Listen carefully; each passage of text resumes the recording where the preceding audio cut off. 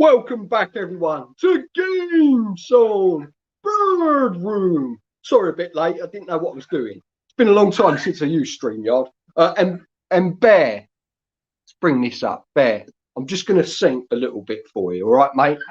On the 12 streams of Christmas, tubers gave to me 10 retro bears, desert islands. There we go, mate. Hope you enjoyed that.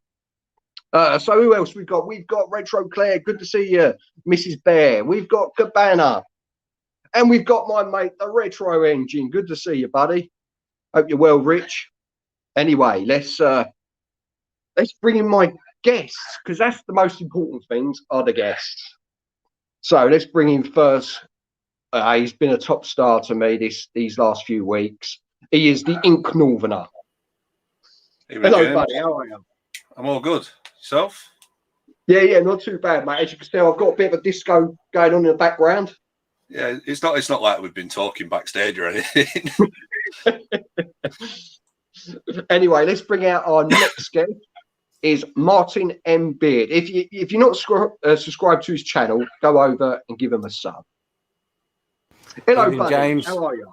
I'm all right, thank you. Yeah. Thank you for inviting me to this. It's good to be here. Looking forward to the conversations. Good. Well, I'm glad you're here, mate. Do you want to explain your channel for a few minutes to everyone? Well, it's very brief, really. I have a bit of a mantra, which is generally do not subscribe, and do not hit that bell icon to try and do a bit of reverse psychology. But generally, what I do is just gameplay. I do a few videos with me in it and a few with me in it talking in it, but it's very rare that I do that because I'm more just about the games. It's like people can see it and go, "Oh, okay, yeah, I like that," or "No, I don't like that." So, and that's what I do, and I do everything from retro stuff right up to current Series X. I haven't got a PS5 yet, not likely to, but I may do. Who knows? But I mean, I use a lot of the other the equipment to capture it, like OSSC and things like that. So, but the problem is it's up in the loft, so it's a little bit of a pain to get it all down when I need certain things. But I just do it for the love of video games, really. Good. So go over and give him a sub, please. And let's bring out my next guest. She is my wonderful wife. Made me look like a proper plonker yesterday. Here she is, Mrs. Dogroo. Hello. Sorry, we're just getting ready for the show. That poor dog. There, look, she's ready. She's got a little dress on. My wonderful wife, everyone. Hello. Hello. I can't really hear anyone. Shush, Molly. It's because she can hear your voice. She's going mental. Anyway, so we are here to talk about our favourite Christmas songs. This is part 3 of the 12 streams of Christmas. So let's go to my wonderful wife, Mem. What's a few of your favourite Christmas songs and why? I can't hear you very well. You can't hear me? It's really, really quiet. Oh, I know why. Hold on. Talk again. No, it hasn't made any difference. You can't hear me? I can hear you in the other room. Oh, for fuck's sake. nothing but professionals on the GameZone Birdroom. Maybe you need to come to the studio in the other room. We're going to get interference then. Go and turn the volume up on the phone, James. Oh, sure. Right, let's... No, I don't mean for the whole thing. I mean just to do the sound thing. Oh, we'll keep talking. Paul, take over for me. So whilst we sort out the technical difficulties, we'll go to you then, Martin. What are a couple of your kind of all-time favourite Christmas songs? Well, it's funny you mentioned that because I'm a big fan of obscure Christmas songs. Maybe. So, like, we're all familiar with things like like Shaking Stevens and things like that. But for me, I mean, I've actually compiled a list because a lot of them I remember. But the one that sticks out the most for me and the year was 1998, was Fat Les's Naughty Christmas. There's a goblin in the office. I mean, it's actually gained a lot more traction in the past sort of 5 to 6 years. More people are now like, oh, actually, this is actually quite good. No, it's not good. It's really bad, but it's quite funny. Other songs like, songs that aren't even Christmassy. I was going to put a special mention to Eminem's Stan, which came in 2000, which got very close to being the Christmas #1, but was beaten by Bob the Builder. But there's one that I hadn't heard of. Well, I mean, I could just name a couple. Run DMC's Christmas in the Hollis. Christmas in Hollis, yeah. Bo Selector, Proper Crimbo. And I probably needn't mention Mr. Blobby, but you know, it has to be said. But as I say, it's the obscure ones that get me. I believe I think it was last year, no, a couple of years ago, maybe a bit longer than that. The dog's done a shit now, so I'm gonna have to clear that up. I'll be back in a Carry on, second. Phil. You're all right. We'll carry on talking. Yeah, but I mean, for me, there's so many obscure ones. Right, Jackie Wilson's Reet Petite. That was a Christmas #1, 1986. And I believe I was reading something that the Beatles had 3 Christmas #1s in a row between 62, 63, and 64. None of them would have been Christmas songs, I would have guessed, given it's exactly. Let's say that they were all obscure. They're just not. You know, I think there was one that I'd heard about today, which I'd never heard of until today, which was it was an album in 1980, which rode on the back of the success of Star Wars, and it's C-3PO and R2-D2 called Sleigh Ride, and you have to listen to it. It's crazy. It's crazy. I have the crazy cat behind me at the moment around. So yeah, but I'd say probably, you know, if I was to go with more traditional songs, I think for me, one of my favorites ever was something that apparently, well, I was too young though, I bought for my late grandmother, which was There's No One Quite Like Grandma by St. Winifred's School Choir. Okay.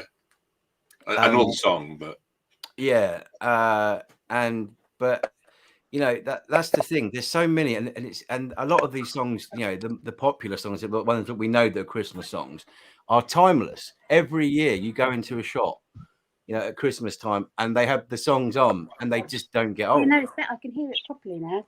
And I think that's a tribute, or that's a testament to how good some of these songs are. Let's obviously take the Pogues and Kirsty MacColl. Yeah, A Fairy Tale New York. It's absolutely brilliant. So, but yeah, I mean, I could name some more. But what about yourself? So, I mean, I quite like a lot of the traditional ones. Some of the songs that you mentioned there, I didn't know Stan was nearly got to Christmas #1. Getting beat by Bob the Builder is horrendous. The things like going to the obscure route, stuff like Christmas Time, Don't Let the Bells End by The Darkness. It's a really catchy song. He's got a reasonably good voice. It's quite high up. And then things like Rage Against the Machine getting to Christmas #1 was fantastic for me. I'm a big metal fan, so that kind of stuff. But I kind of like some of the more traditional things, like Shakin' Stevens' "Merry Christmas, Everyone." But probably the most out there one that I do like was it was by Danny Jules. It's Mad World. It was from Donnie Darko originally. It was a great Christmas #1, and something in the back of my head is telling me that what's this song called? It was by Simon and Garfunkel originally. The Sound of Silence by Disturbed was released at Christmas, but it definitely wasn't. I'm 99% sure it wasn't. I do this all the time. I used to think that In the Ghetto by Elvis was a Christmas song. It's not. It was released in April or something. So yeah, I quite like a lot of the songs you put there, though. Very, very obscure and very out there. What about yourself, then, Mrs. Birdroom? I can't call you Mrs. Dogroom, so. Well, I only just worked out that I've been on here for a little while, I think. You're very muffled. Is that better? Yeah, that's better. I didn't realise he'd already let me in. Well, he left me in charge, so I can't do anything.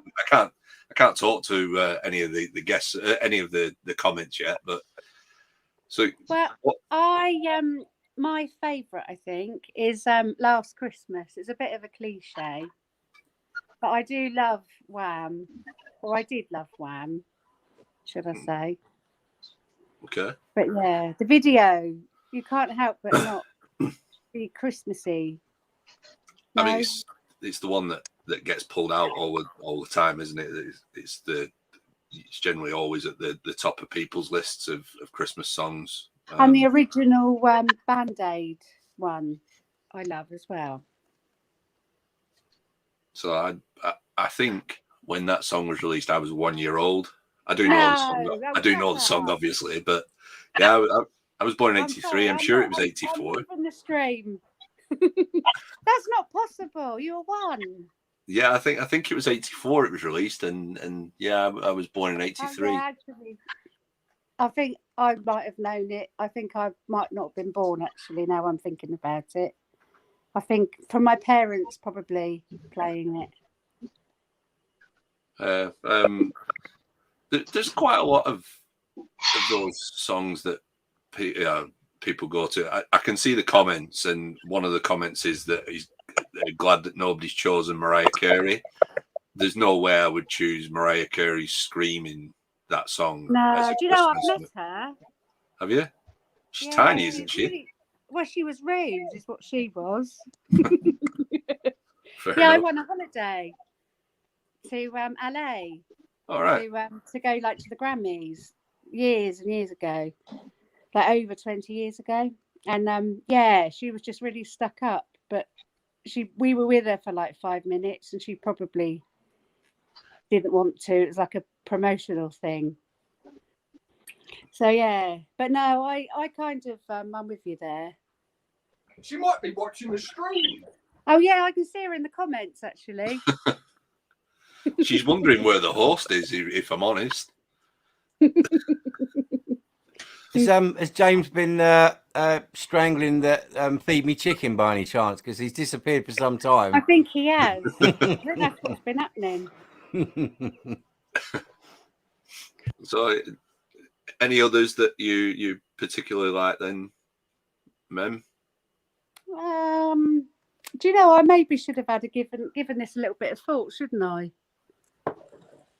I think a good thing to remember, to remind yourself of when you used to like it, is to kind of take yourself back to your childhood and think of somewhere maybe you went with a family member or some friends or something, and then and it'll just pop there. Like for me, back, I don't know how old I was. I think I might have been like, before I was like 10, maybe, early teens, was a little place. It was like this, I don't know how to describe it really. It was this staircase that went up. It was like a door, right? And it went up to this massive like stage and a big room, a big dance floor and stuff. It was in Elm Park in Essex. I didn't say Essex. It's all Hornchurch, Upminster way. And every year, I can't remember how many years, my parents used to take us there for a Christmas Eve do and a New Year's Eve do. And the Christmas Eve do, there was always there you go. There's me saying that it helps people remember things. They was always having the classic Christmas song. I mean, we're going back now to what the mid 80s here, something like that, mid to late 80s. So that's why. I mean, I'm trying to think now, top of my head now, which was popular then. I mean, I can't get the year right. So, but I do remember, songs like Wham's being played and Shakin' Stevens. Can you believe I think he's still going, Shakin' Stevens. He's still doing songs and stuff. The Welsh Elvis. I tell you what, I love. I think I heard someone mention it, the Pogues one, and Kirsty MacColl. That's a really nice. Fairy Tale of New York. Yeah. Yeah, it's a good song. It's probably my favourite, like what you would call traditional Christmas. And you can hear it. You can hear it over again, and you never really get sick of it. Yeah, I mean, give it. Yeah, it's very. It's everything about it's pretty point, including the video. The video is quite good. Apart from the fact that there isn't an NYPD choir, that's all made up. But yeah, I think I'm not sure how much long after that was released that she died. To be honest, it couldn't have been too much longer. I'm sure she died in the early 90s, and she had her accident in the early 90s, and I think it's become synonymous with Christmas because of that. Her death has kind of cemented it there. Okay, I'll hand back over to you now, James. There he is. He's the man of the I'm moment. knackered now, cleaning up that dog shit. So let's go through some of the messages first. Sorry, guys. The official Christmas log. Do apologise. Nothing but professional here. Sorry, I think I missed a few. Evening, John. Hope you're well, mate. Busubi James, the conqueror of the Chicken Man, is in. To be fair, the Chicken Man was the conqueror of the Chicken Man. I don't think look, he's going to GameZone dog room. Look, we got a bit of support. Yeah, look, someone loves you, babe. What do you mean? You know I love you. There we go. Someone says, hello, Mrs. Dog Room.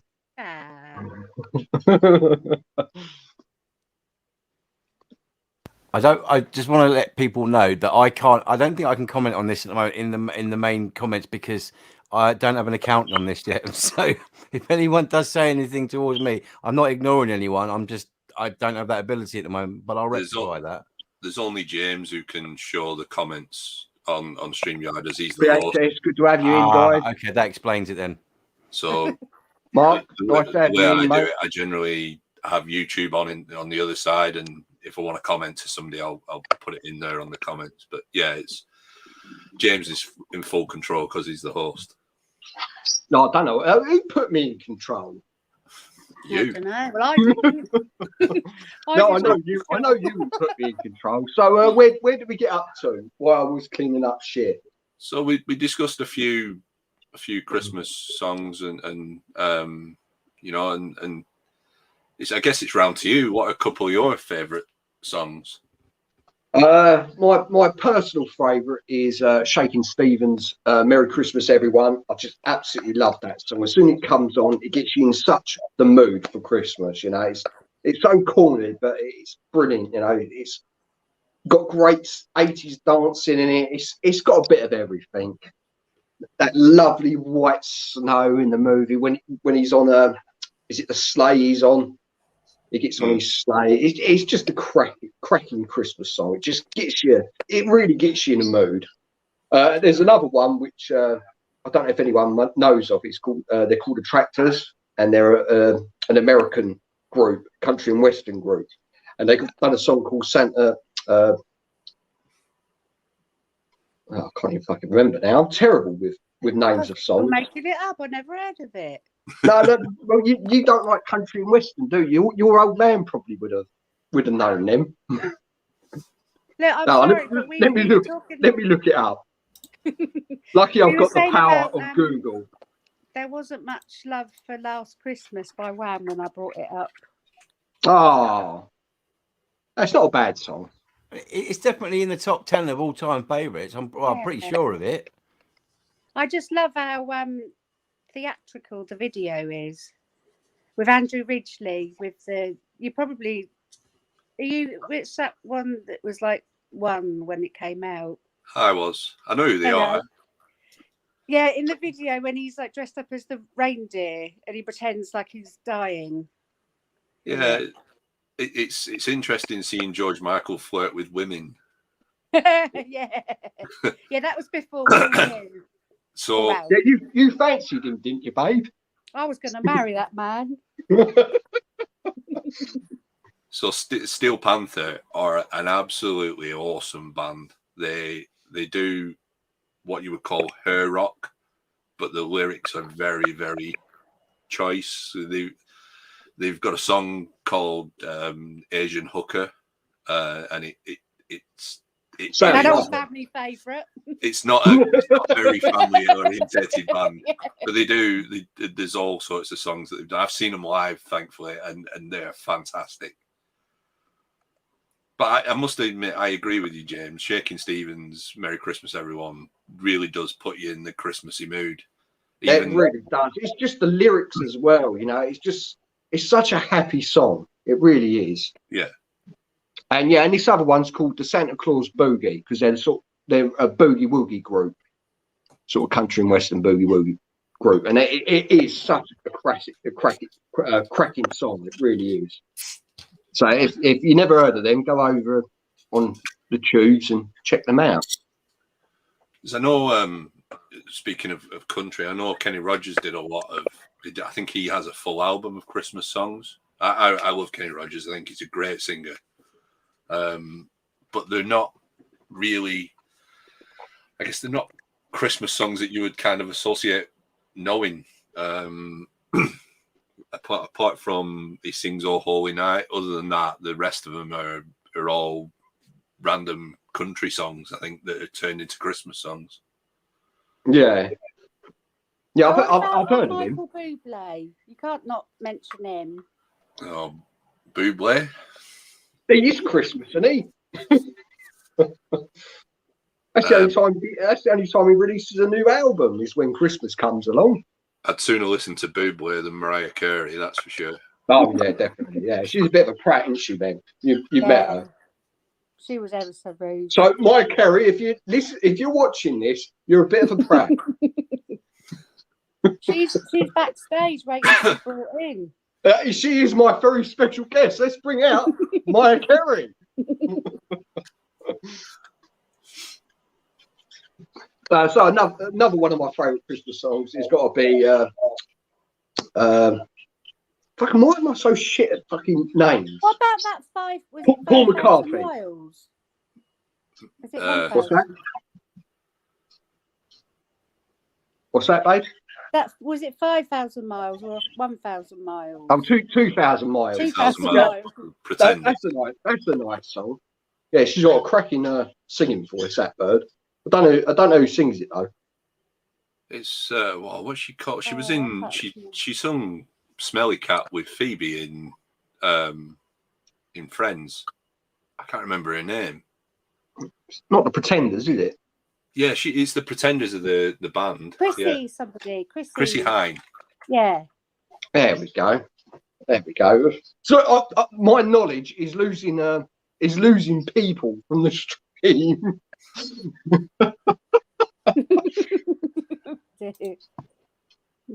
I'm letting the 12 strings of Christmas down. Come on, James, pick it up.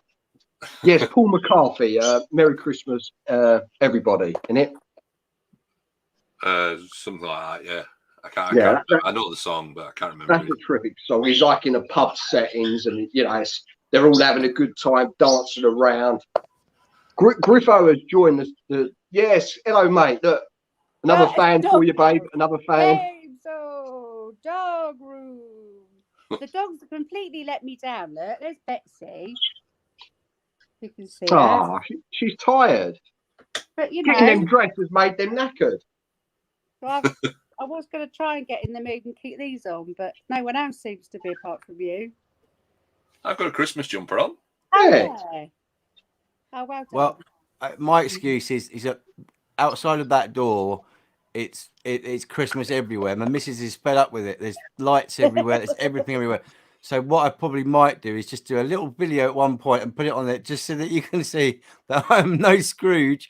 I've got hats and stuff, but I don't know where they are. I mean, it's just been crazy, but yeah, I like James's hat.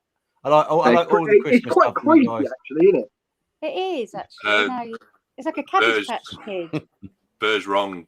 Kevin Bloody Wilson did it after Ray Chubby Brown. It was Chubbs that did pretty much every Kevin Bloody Wilson song was done by Ray Chubby Brown first.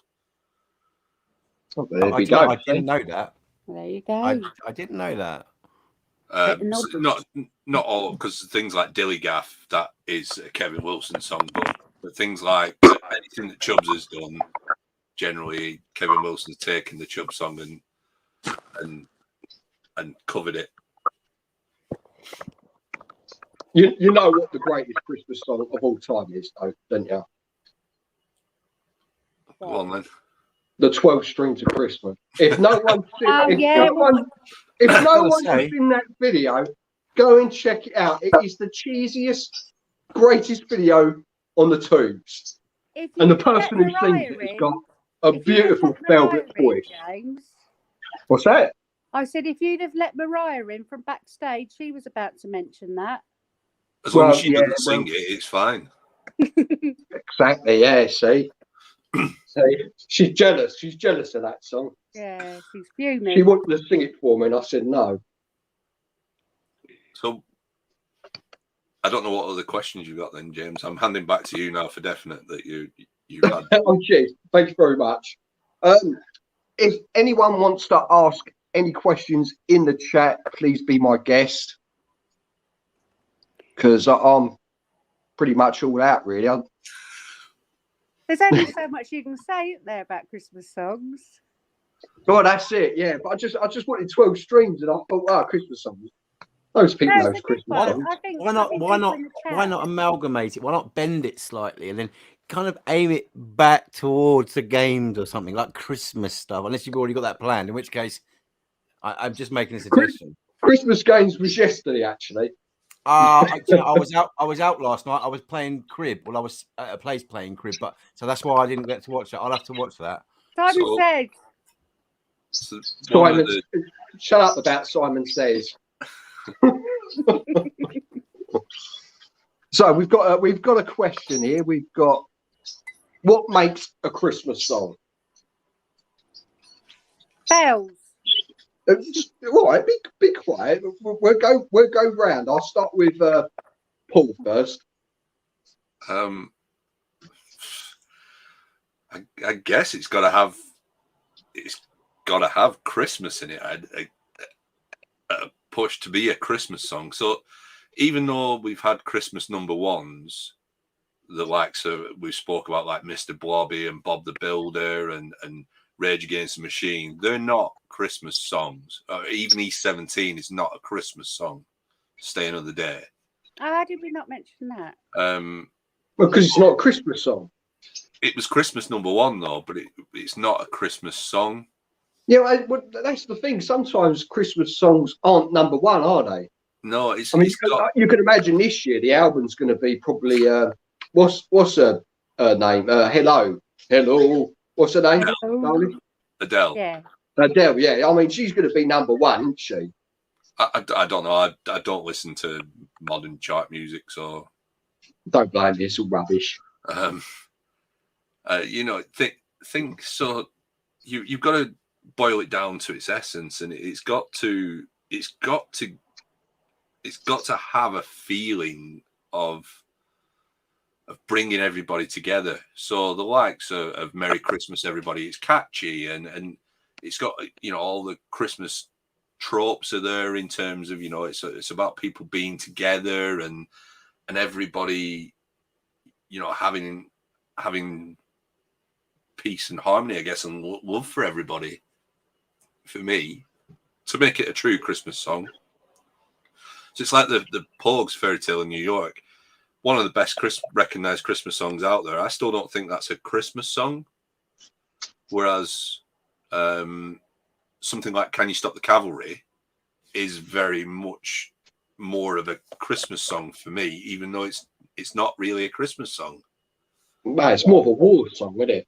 It's around the I think the idea is it's around the soldiers in World War II in the trenches during Christmas Day. That's what that's where it has more of a Christmas element to it. And to answer Griffos' question, I didn't need to back him up. He was about 12 foot taller than the woman that pushed him for a start, and then her husband was even shorter. If her husband had got proper shit, he had have stepped in. It all happens at Donny. So, Martin, what makes a Christmas song for you? What makes a Christmas song for me? Good question.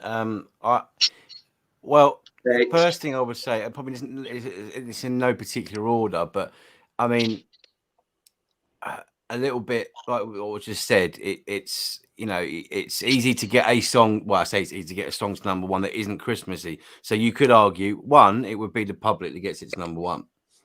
But more importantly, I think what's more important is the longevity of a song and how, you know, I mentioned, I think we mentioned this in the very beginning, I think before we actually went live, which was, or maybe it was just after, but it's more about how that song affects us as individuals. So even though you guys said that like the E17 song, it isn't a Christmas song, that is correct, but it's got jingle bells in it. And and quite often those types of songs that had them in become a Christmas hit. But I think as well, it's a lot of us don't generally, I say a lot of us, that's probably generalizing, so I shouldn't do that. But I think a lot of it is when you listen to the lyrics of songs. Now, they don't necessarily have to be very in depth, but equally they can be very in depth. Chris Rea's Driving Home for Christmas. Now, it's a great song. It is just a great song. No matter, I mean, okay, not everyone likes it, but then you can't please everyone. It's very relatable, though, isn't it?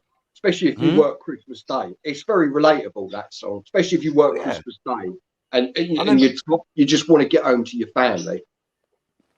I remember, well, it's a bit difficult to avoid it, really, if you're traveling a certain distance on Christmas Eve or Christmas Day, for that matter. I remember one year I was driving to my mum's house in Norfolk, and it was in the morning, and I had the radio on, and that song came on, and it was just absolutely apt. It was. I was driving, well, sort of home, but to my mum anyway, you know, and it was driving home for Christmas. So you know, in short, I think a lot of it really is to do with how the song sounds. So it's the melody, the lyrics, but also, you know, I think I don't know. I think it's whatever means something to you. Like I said in the beginning, Naughty Christmas by Fat Les, for some reason, it seems to always mean something to me at Christmas. Yet it's like the office parties and things like that, you know, and that is a Christmas song, but it's an awful Christmas song. So, you know, it's yeah, I can't give a definitive answer on that. It's a multitude of things. No, that's good. Mem, what makes a Christmas song to you? Actually, I agree with what Martin was just saying. I think it's a really, really personal thing. And it's about kind of what your memories of Christmas are. So, like, for me, the E17 one, that brings back, like, memories for me of being at, like, work dues at Christmas, being out. And the video, because obviously it's all snowy, isn't it? And they're with their silly hoods. You got that coat, haven't you? I have. I wanted to bring that in. I was going to sit here wearing it, but yeah. So that song was written as a tribute to, I think it was his the tall shaved head brown. I think sorry. Was it Daniela Westbrook or not? No, it was written as a tribute to, I think, his brother who committed suicide.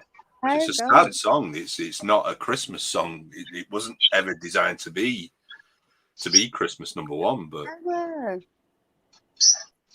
but then it's that shows you then, doesn't it? That actually it can be. You can have like Christmassy songs that aren't necessarily with all the Christmas sounds and stuff in it.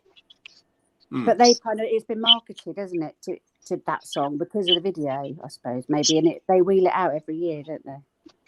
But it's a song that's associated, that people associate with Christmas now. So it's been re-released as well by The Wanted. Okay. I was just about to say, I've heard that name, but don't think I've actually know who they are. The Wanted. I know they're a big band. I could pretend I would know, but yeah, no, I think they're kind of like a boy band. There's 4 of them. I think they've just had a massive hiatus because I think their lead singer's got cancer, and then because he's got terminal cancer, and they've formed again to play. You're full of cheer, aren't you, this evening? I'm just telling you. He's a man of useless information. We got that from him yesterday. First of all, I'll never forget that now, that song, that it's about suicide. Well, there we go. See, lovely bit of information for Well, us. it's interesting, isn't it? Something I didn't know. Let's go back to that question. What makes a Christmas song? To me, it's something. Sorry, James. I'm just going to disappear from it. As I mentioned prior to the stream starting, I need to use the Christmas room, so I'll be right back. All right, mate. You do your business. The Christmas. Yeah. What makes a Christmas song to me? It's something that makes you feel happy. You know, it's something that gets you in that mindset of Christmas because you know it's such a busy time of the year. I remember one Christmas day when we had to visit like 3 or 4 lots of people one year. Do you remember that? Oh, you're talking to me? Well, I'm not saying to Paul, babe, am I? I like Paul, but I wouldn't call him babe. Sorry, I know what you mean. What day? Yeah, we went round. Sorry, I'm with you now. We went round to like your family, my family, didn't we? Yeah, we saw Uncle Terry. He was in hospital at that point, wasn't he? Yeah. Yeah, so it was a really, really busy day of a year. You know, people think Christmas, it is about families, but it's also a pain in the arse day sometimes as well, due to how busy it is. Yeah, I mean, so we live close to Laura's parents, so we generally we'll go to their house at Christmas and have Christmas Day and everything there, but we have to go to my hometown to see my mum. My mum and dad have split up, so we got to go and then see my dad and his new missus and his new child, and then we go and see my grandma over that way, and it is a really rush. Hectic, isn't it? It's hectic, yeah, and it is a really rush day. But then some people like that, and that's kind of like what Christmas is about for them. But we're kind of like, we just like to not do that, don't we? Yeah, I mean, for me, the best thing is when you've done all of that and you sit down and you open that first beer and just sit and pick at all the little bits that have been put out for Christmas before the Christmas dinner and you know, in the build up to Christmas dinner. That's the bit that I really enjoy. So there was another question from Corbana. Here we go. Now, I don't know how to pronounce that word. Can someone pronounce that word for me? Gamification. What does that mean? So there's different ways of looking at it. Gamification tends to mean that you take a topic and apply game mechanics to it. So, like gamification in education, you'll do some training to earn some points to get you on a leaderboard and go up. I don't know what he means by gamification of Christmas #1 from the lad baby point of view. Whether he's saying it's like they're promoting themselves constantly via YouTube or via whatever to get themselves to Christmas #1. I'm not sure, but I'm sure they've had the Christmas #1 the last 2 years. What, from YouTube? I think that's where they started out. Yeah, that's quite impressive. Isn't it that lad baby one? That he always brings one out, doesn't he? There are a couple, and I mean, I honestly, I'm happy that they get to Christmas #1 because they're releasing it for charity. They're not releasing it for personal gain. It's I think they're supporting the Trussell Trust, which helps feed children at Christmas who don't have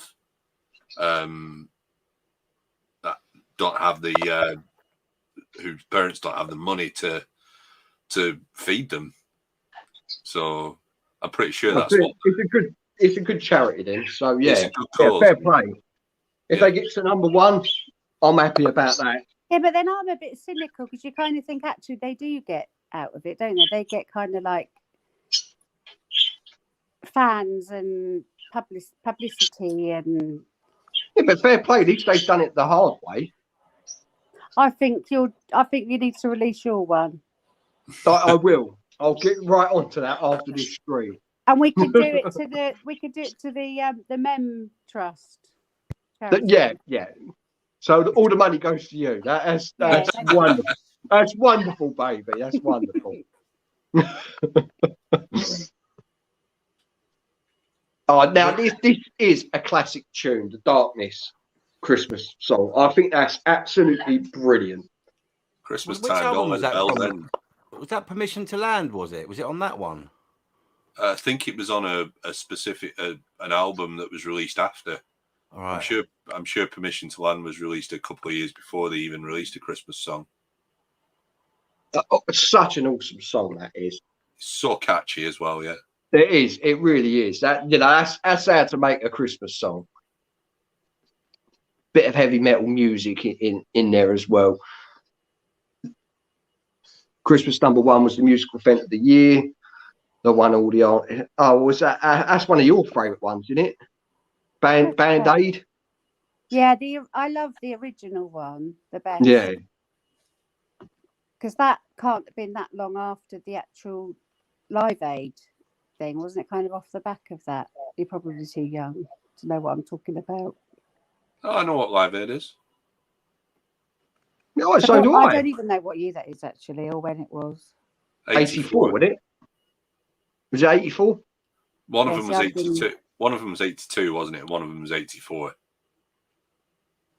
Yeah, so that would have been. Do you think this is a great question. Do you think nostalgia makes Christmas songs? We'll go with you, men, first. Thank you. Have I been given permission to speak? Yeah, go on, darling. Yeah. I think definitely, because it's all about my music. Generally, for me, a lot of the time is about nostalgia. So it's about when you listen to a song, it takes you right back. So you can just put a bit of music on, whatever time of year it is, and it can take you back to a certain time. So I think that definitely for Christmas, it's even more so, really. Yeah. Well done. I'm Martin? finished. Martin? Do I think nostalgia makes Christmas songs Christmas songs? Yeah, I think so. Yeah, because someone commented earlier on in the stream saying that a lot of the songs can we really name anything of recent that's actually something that's memorable? I mean, I only brought up in the beginning about those obscure songs, but you don't remember them generally for Christmas. But when someone says to you, what's your favorite Christmas song? Invariably it's going to be one of the multiple top 20s that are out there, and then generally they're virtually the same, just different order. But yeah, I would say nostalgia plays a very big part in Christmas songs, and not only for those of us that were young at the time when they came out, but also for the new generations, because they are equally picking those up, which makes them timeless. So yeah, nostalgia definitely plays a very big part in that. Yeah. That's terrific, Martin. Paul? So I do agree nostalgia does play a big part, but John Bundy's point there about reality TV and how that pushed Rage Against the Machine to Christmas #1. The irony is people thought they were sticking it to Simon Cowell really, really badly by making sure whoever the X Factor winner was didn't get to Christmas #1, but they got Rage Against the Machine to Christmas #1, who were put out by Sony Records. Simon Cowell won 25% of Sony Records, so Simon Cowell made money either way. He didn't care. It was good to see people, trying to rebel. But back to the question, yes, nostalgia does play a big part in making a Christmas song a Christmas song.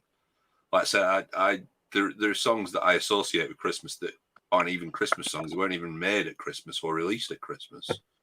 But you know, I think it's what makes a Christmas song a real Christmas song is when you're with family and you're listening to those songs.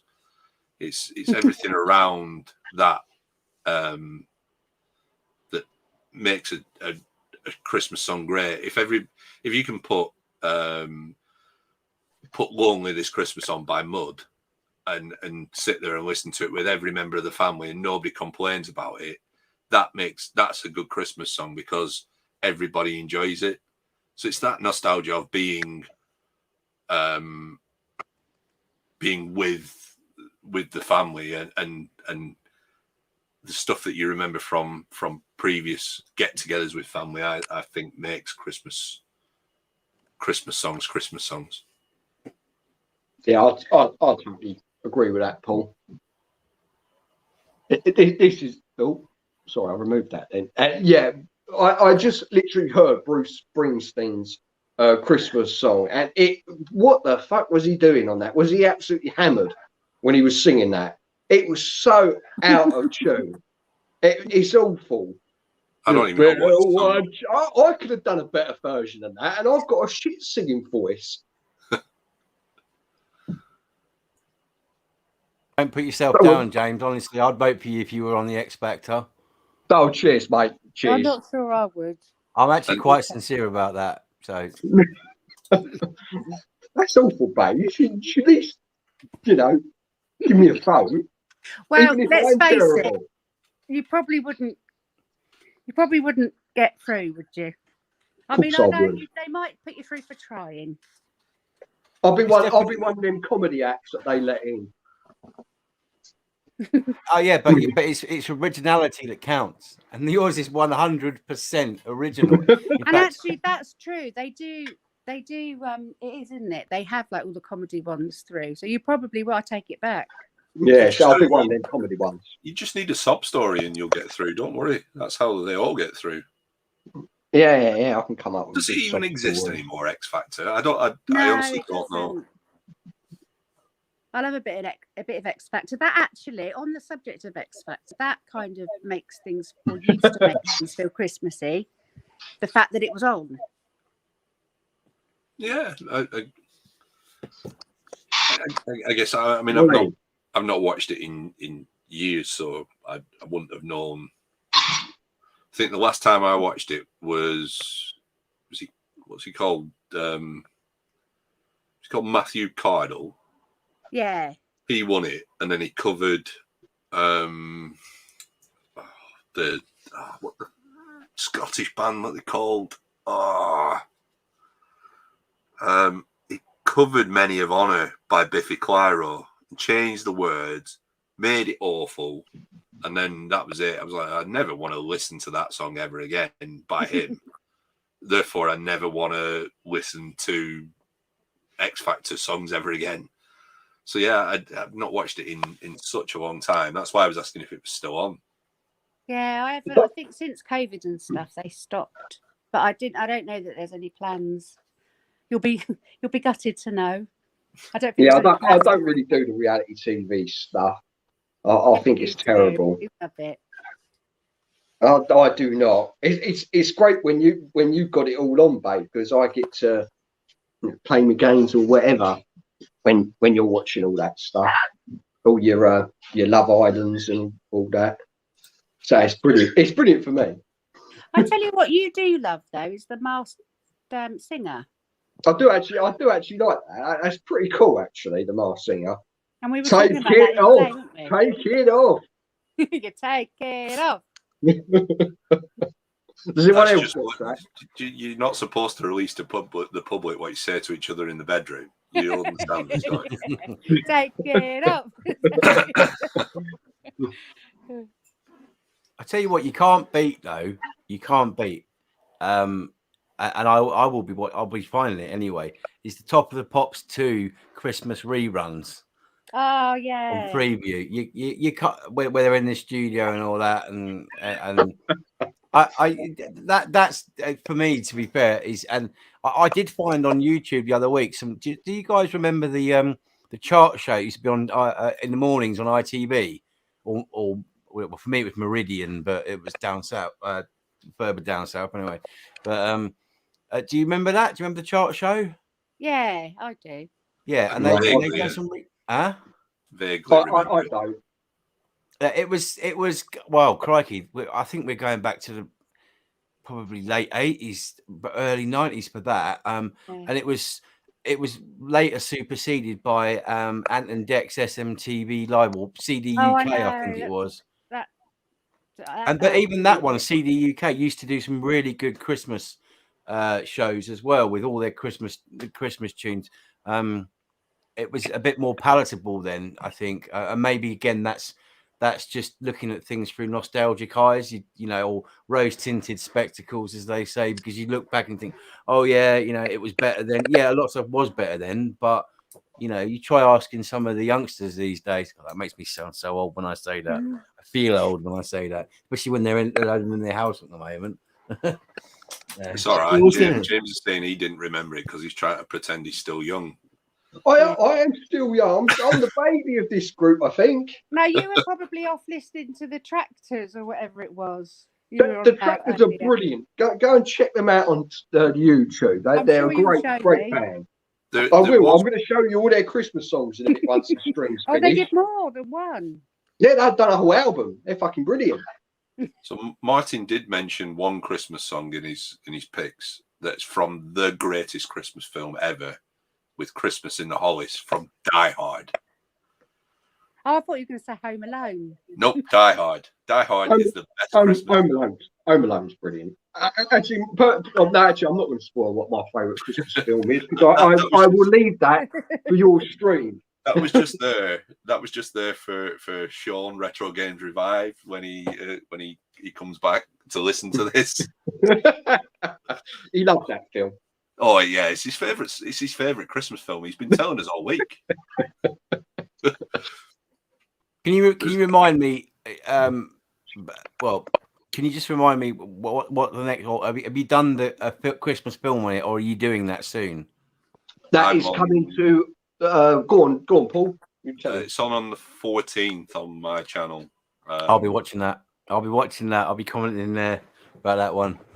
I'm hopefully putting the band back together with myself, James, Pedro from VHS Bootleggers, and Champion 2D Rob. We did a couple of streams together. I'm hoping to get everybody on. We're going to be doing sort of a Room 101 thing where people bring their films, tell me why they consider them Christmas films. We'll debate them, and then I'll decide whether I throw it into Room 101, which incidentally I thought was something that the BBC had copyrighted, because I didn't read 1984 in school, and it's not. It was written by, it was from 1984 by George Orwell. So I think we will use Room 101.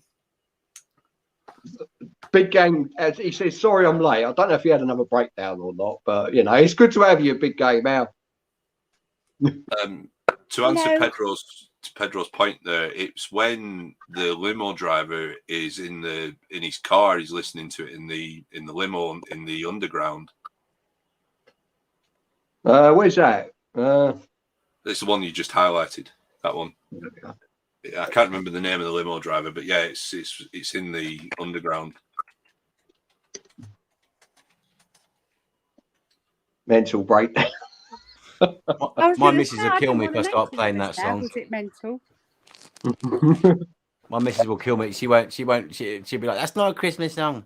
I'll be like, "Yeah, listen closely. I'll get you a glass of her name's Ali, so her favourite drink is Alibu.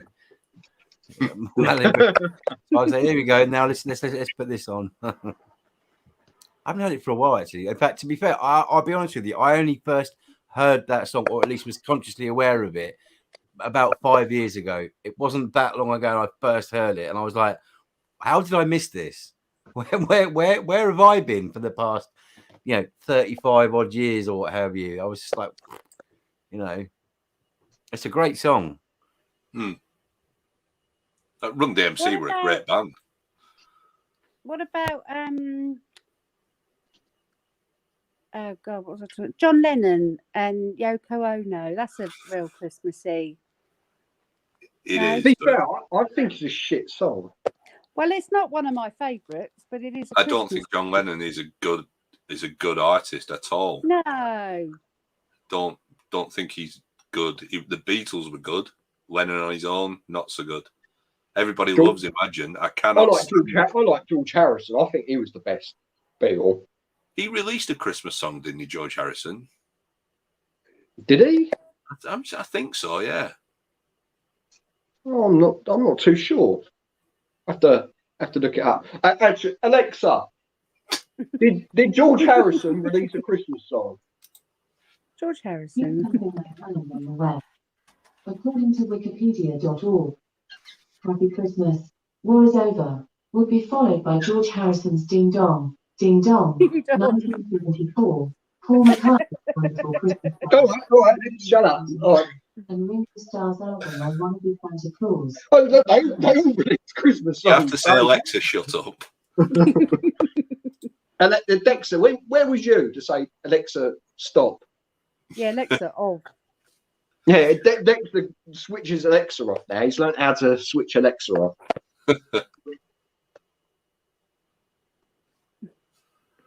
So there we go. George Harrison is my favourite Beatle, and he done a Christmas song. No, that comment there about Yoko Ono, I completely agree. When she starts weebling on in the background, you think, oh, for God's sake. Where was that? Someone. It was the last comment. Oh, there we go. From the Retro Bear. Yeah. That's not. Yeah, it is. I think it's a terrible song. But it does it not kind of, when you hear it, it is quite Christmassy? No? No, not really, no. No, they don't make me feel Is that the one that Christmassy, goes, so this is Christmas? Yeah. Yeah. The happy, yeah. I don't know, I can't disagree with you on it. I do think it is quite Christmassy. Probably because he says it in it, but it's I can see why it's Christmassy. He did one, didn't he? Yeah, Paul McCartney. I mentioned that earlier. I think that's a brilliant Christmas song because the Christmas video is brilliant as well. They're all in the pub together. They're all having a great time. They're belting out the tunes. You know, it's a proper good Christmas song. What, the video? Isn't it about like the war and on like a battleground? no, that's the John Lennon one, isn't it? I'm sure it is. Yeah. Yeah, the Paul McCartney one is the one that goes is simply having. Oh yeah, no, it's a different one. It's another one. Maybe again you're a bit too young. Bless you all. I want to ask Alexa. Ask Alexa. You talking about the cavalry? Yeah. Oh, that's John Louis. That's John it? Louis. John Louis. Wasn't he? He was the lead singer of Dexy's Midnight Runners, wasn't he? No, it wasn't that. Ask Alexa about Paul McCartney's. Oh, I don't know how you'd phrase it to Alexa. She'll go, "Oh, Richie, don't bother." No, I'm not bothered doing that. Wonderful Christmas Time is the only Paul McCartney Christmas song. I'm sure it is. Yeah. Oh, it's going to annoy me now. You know, there is one person that we haven't mentioned yet. There's one person. I'm not going to say it. I'll let you guys say it. Paul died in '68, and the other bloke is an imposter. You'll have to read into it, James. There's a whole theory that Paul McCartney is dead, and the guy who's replaced him was another guy from Liverpool. There's a whole theory. I read about it one year, and then realised I really didn't give a fuck. A bit like Stephen Hawking, then. They think he's been dead for years, haven't they? And they keep bringing him out in a wheelchair. So no, it's you. That's just you. Well, not according to the old conspiracy theories and that. They think he comes out every year. They get him out and he talking by aliens and all that. And I think it's true. You look at the pictures of Stephen Hawking's, totally different bloke. Yeah, well, that's his condition. No, that is a completely different bloke.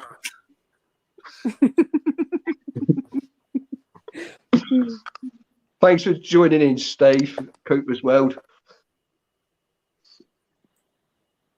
So what else then?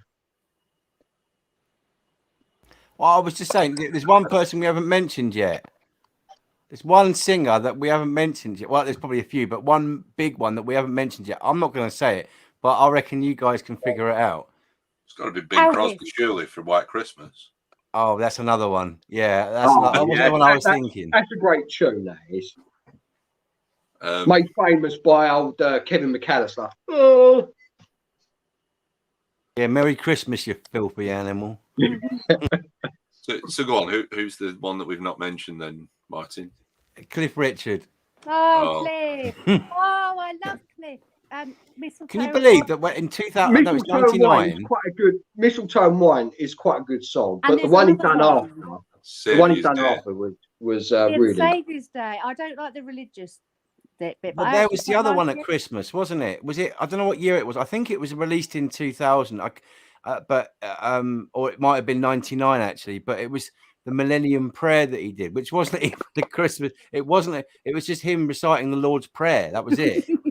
To a beat, and it was like, how did that even get to number one? But you can kind of understand how it got to number one. But eventually, we've got a legend in the streams. Dane Star, nice for you to join, mate. Thank you. There you go. Yeah, Steve Coop as well said, yeah, Millennium Prayer. Yeah, I think that was. I think that was shit as well. What, Christy Berg? No, the Millennium Prayer. But yeah, what the hell has the Lord's Prayer got to do with Christmas? It has nothing at all to do with Christmas. It's probably because he just sung it. It's because he just sung it at Christmas time. That's why people think it's Cliff Richard. You can make any song, and he made that. He made a prayer a big hit. But then again, obviously from his history, he could have done anything at that point. He could have sung anything, and his fans would have bought it. I don't get him at all. I don't. He's like, is he a multi-millionaire, billionaire? That's not that nice. Oh, Nick. Nah. I'll drink it, but it's not that nice. You want this, James? It puts hairs on your chest, mate. Oh, dry side. No, this is the one I like, mate. This is the one I like. That's good. That is old mouth. Nice. Dry cider. Oh, speaking of which, I am. Driving home. We did mention that driving home for Christmas. Really great song. I'll be driving home for Christmas. Yeah, that's purely for you, Russ. That is me singing. I know how much you love my beautiful velvet voice.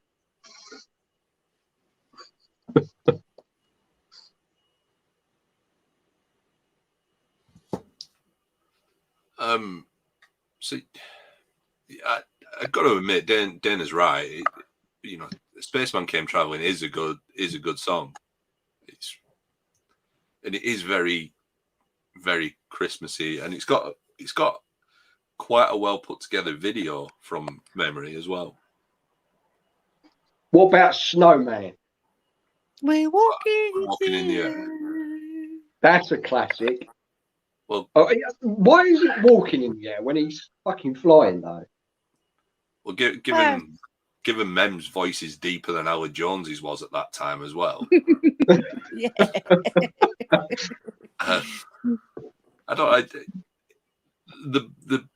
The Snowman, the film, is really good. I wasn't a big fan of the song. Oh, I kind of like the song. I thought it was quite. I don't know. It's just me, I think. I like that song. The film's classic as well, and so is the film after it's that. It's just the same though, every year. You think, Snowman's Dog is No, it was from the same artist who had done the drawings for it. When the Wind Blows. Raymond Briggs. I thought the Snowman's Dog was the like follow-up Snowman book. But... Oh yeah, that's the follow-up. But yeah, he did do a movie before that, which was When the Wind Blows. Brilliant, absolutely brilliant. Yeah, nuclear destruction. A nuclear bomb goes off, and this two elderly couple, John Mills and can't remember the old bird. Cliff Richard. Yeah. Yeah. But yeah, absolutely quality. I mean, it's not a Christmas movie or anything. I mean, it's about destruction and death, which is Yeah, yeah, but which I is like the other Christmas. things, though. Not I like not a bit about of that. It's about sadness. happiness and families and everything. You've got to have a bit of Yeah. sadness at Christmas. One of my favourite all-time songs that is Kim Wilder and Mel Smith rocking around the Oh, Christmas yeah. tree. That video is so brilliant. That's what I modelled my Christmas 12 Strings of Christmas song on. That video is the stupid impressions I had. Absolute quality song, brilliant. Do you remember that one, Paul? Yeah, I know the song. Yeah, Mel Smith wasn't Griff Rhys-Jones in the video as well?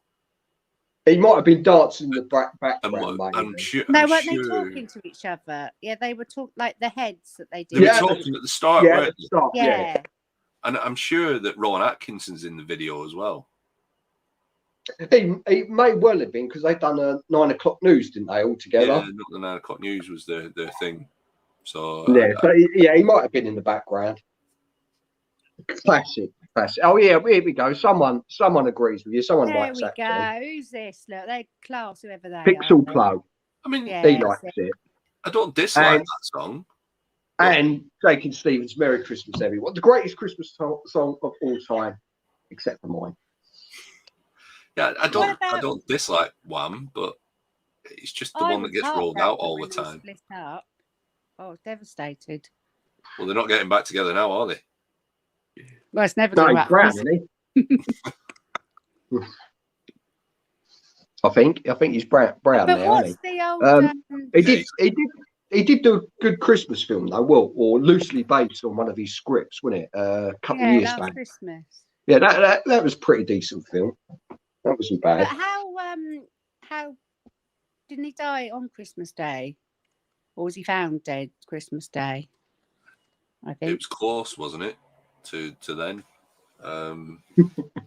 Let's use the power of Google and find out. Yeah, I'm pretty sure it was Christmas Day. Bit of a chicken pun there. Oh man, Busubi. It was Christmas Day in 2016. You were right. Yeah. See, I'm Mrs. George Michael. Oh look, he's gone. Oh, he's the host. We're pretty. He's got the right amp. Look, he's off. He may be a bit more discreet, like myself, when I have to, I say, use the Christmas room. Oh, no, look, that was a quick one. Fat fingers. Press the wrong button. Sausage fingers. Proper Crimbo. That is a quality song. I absolutely love Proper Crimbo. The amount of stop that. Don't ever work with animals. They give me to now. It's tucking food all over the place. Oh dear. What about? I've got a good one. What singers should have, or would you have thought would have released a Christmas song but didn't? I like it. Alison Moyet for me. Alison Moyet for me personally. Yeah. She's in the stream, isn't she? Oh, Good evening. She is. I used to get it a lot when I was younger. But I'm married to a celebrity. Well, so am I. Alison Moyet is, to be fair.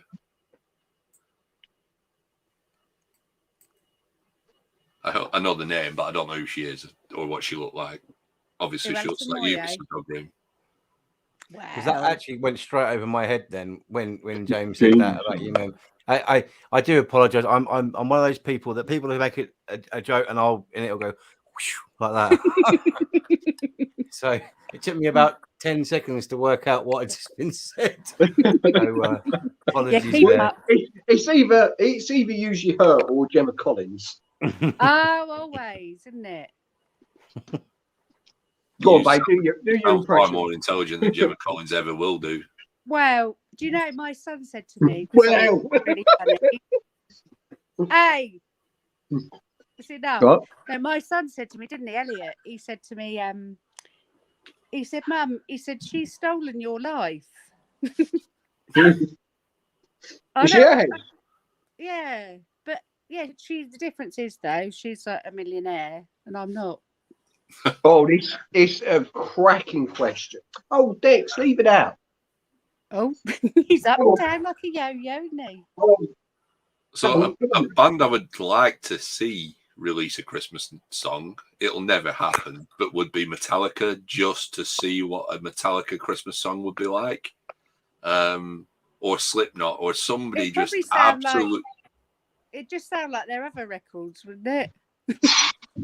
No, the thing is with Metallica, they're a different type of metal band. They have such a range. You can go from listening to So Fucking What to listening to Mama Says, and they sound completely different. There's different vocal ranges and different beats and everything. Do you know, I've never actually given them a go, to be fair. I've seen them live 4 times, so. Oh wow. So go on then, James. What's your favourite Christmas karaoke song then? oh. I'll answer this one in a second. I remember being in. Remember being in the. What's it called? The pub on the. What was the pub next to Yates's, babe? Hogshead. Hogshead. I remember being in the Hogshead when me and all my mates from Gravesend was over, and it was in the middle of October where we got up and done Last Christmas. Actually, we was all pissed up, and it is quite a good song to do on karaoke because it's quite an easy one to remember the words. So yeah, probably Last Christmas on a karaoke, being pissed up. That was proper good fun. I even think there's a YouTube video actually out there of us doing it. I'm sure it's called the Gravesend Boys doing Last Christmas. Before You could actually release that. You could release it after your Christmas one. yeah, I might have to. Yeah, before I actually became on YouTube. So yeah, I do like that. Go on, man. What karaoke songs you like doing? Hallelujah. Or is it Hallelujah? Isn't that more of a New Year's song? Maybe I'm thinking, no, I think that's it. It's come up on like my Apple Music Christmas list. So I've been listening to it recently, but it was covered actually on the X Factor by somebody. Leona Lewis covered it. It was Cat Stevens originally, wasn't it? Or it's one of the other religious singers. I can't remember the name. I thought it was Jeff Buckley. It was Jeff Buckley. Who's the other one? Yeah. Santa man. Russ, do you think I'll give Bruce Lee a match? Josh Groban. That's another one. I can't remember the name of it, but that's like Steph Rogen. No, Josh Groban. No. He's got a really lovely voice. Steph Rogen an actor?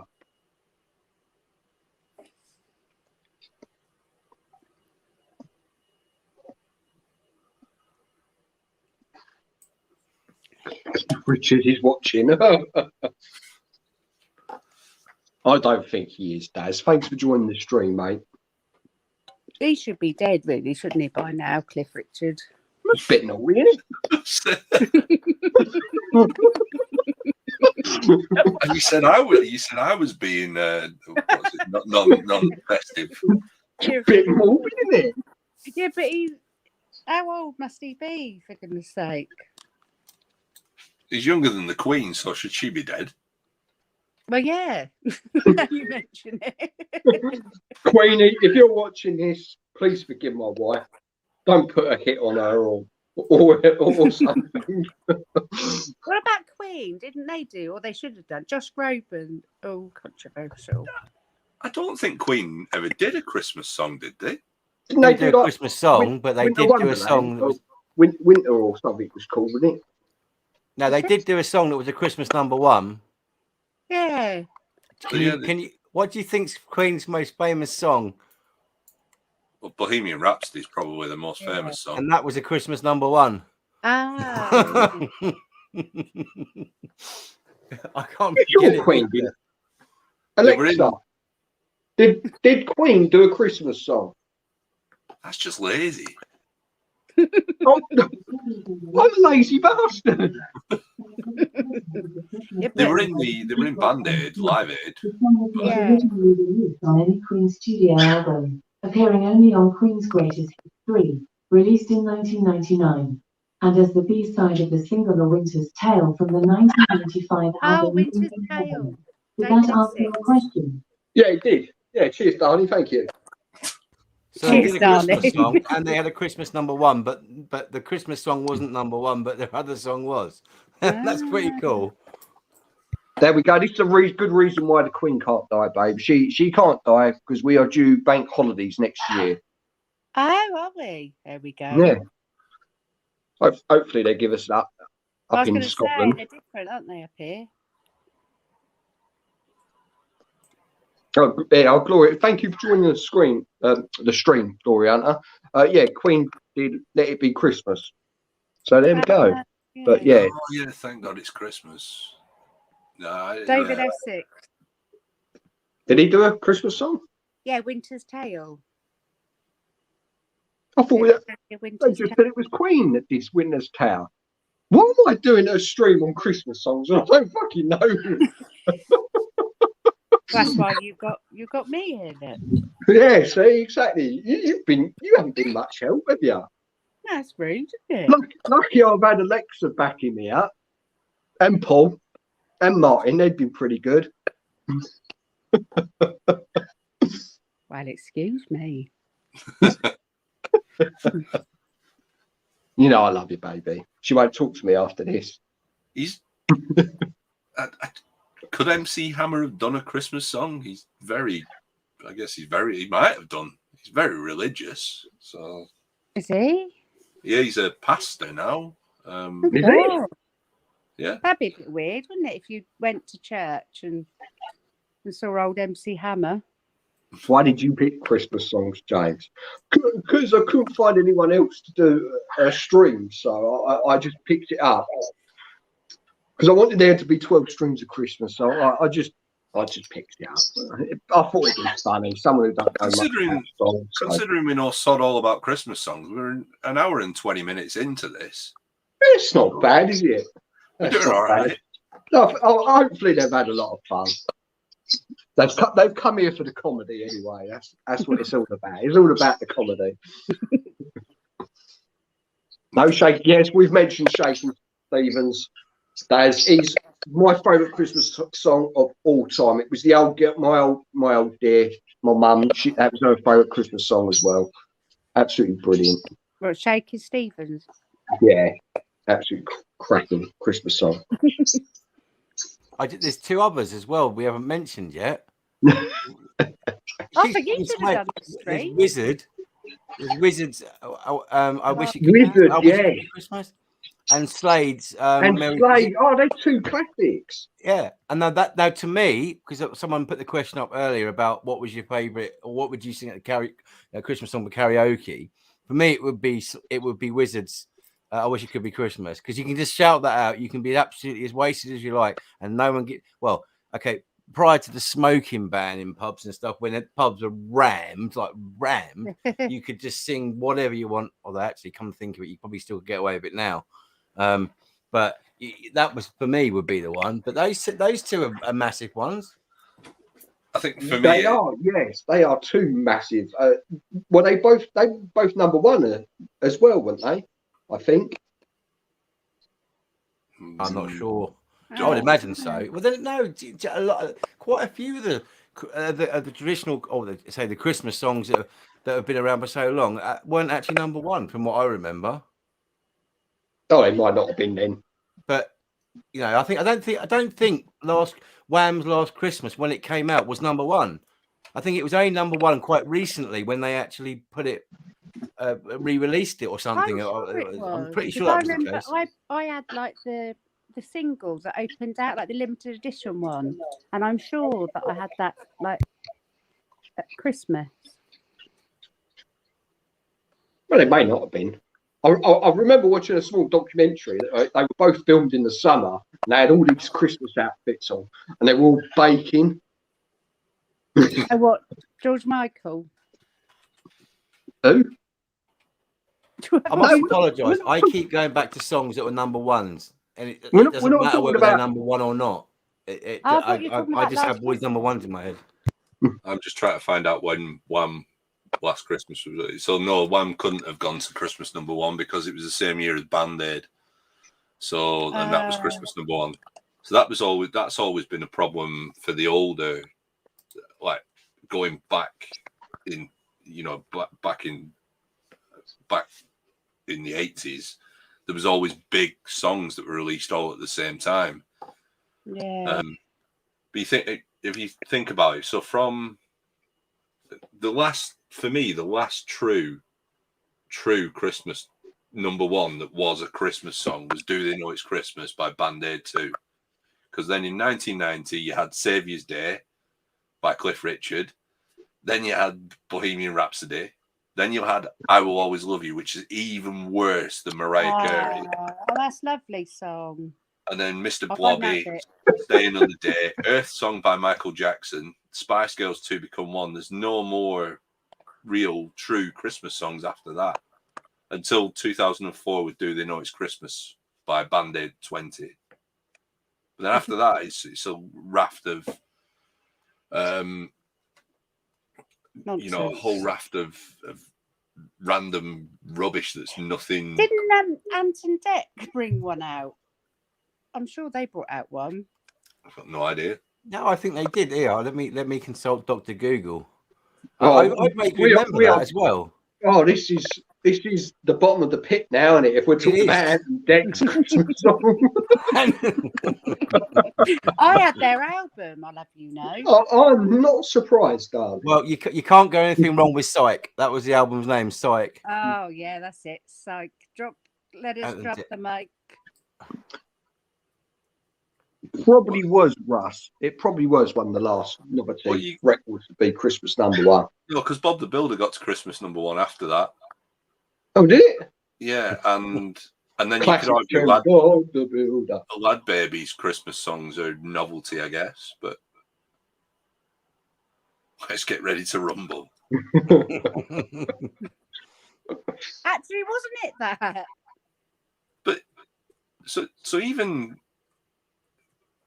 So, sorry, I'm looking at the list of Christmas number ones when they were Christmas number one, and you go, I think what Martin was saying is right. The songs that we think of as Christmas songs weren't actually ever Christmas number ones. That's So proper bad, though, isn't it? So you think so up until When a Child is Born, I guess, by Johnny Mathis in 1976. Oh no, sorry, 74 Mud. 73 Merry Christmas Everybody. Prior to 73, you had Long Haired Lover from Liverpool, Ernie's the Fastest Milkman in the West, I Hear You Knocking, and Two Little Boys. So none of them were Christmas songs, and they were Christmas number one. So it's maybe it's Two Little Boys a Christmas song? Yeah, we shouldn't mention that. Yeah, I was just going to say that might not be the best. That was just his wishful thinking, wasn't it? But I'm glad this is on your channel and not mine. But if you it's going to be taken down, isn't it? maybe we're thinking of Christmas songs and associating them with being Christmas number one, and there's never really been a big trend of them being Christmas number ones. But it's kind of like when they do the Christmas number one, obviously Christmas Day is on a different day every year. So they kind of, maybe it's a little bit to do with that. Do you know what I'm saying? I know things have changed now because obviously they take into consideration Spotify plays and Apple plays and stuff. So, but yeah, I mean, back in them days, it would literally be from CD sales or tape sales when it was final. Yeah. Back in them days. So we're kind of proving the point, maybe, that Christmas songs are more about kind of nostalgia and kind of what it is for you personally. Do you know? I'll go with that. I'll go with that, Dave. I would agree. And Gloria Hunter said Mud is a great, it really is. I always thought that was actually Elvis singing that until I saw the actual actually saw the actual video and saw That it would wasn't probably Elvis. be my karaoke song if I was to sing a Christmas song at karaoke. Go on, Paul. The more drunk I get, the more I think I can The sing. stage is yours. And given that I've got I'll put reason, you on the main page. please don't. I'm not singing. The moment is yours. But given that I've got a reasonably deep voice, it helps singing that opening part. Yeah. Absolutely classic song. Oh, what's this? We've mentioned him, so we might as well put it up, haven't we, old Rolf? Does he really?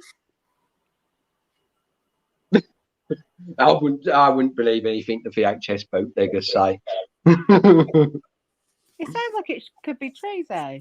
Kate Bush sings probably the worst song ever created in Wuthering Heights. It's a horrible song. Oh, Awful. Absolutely awful. Right, that's it. Glasses are going back on.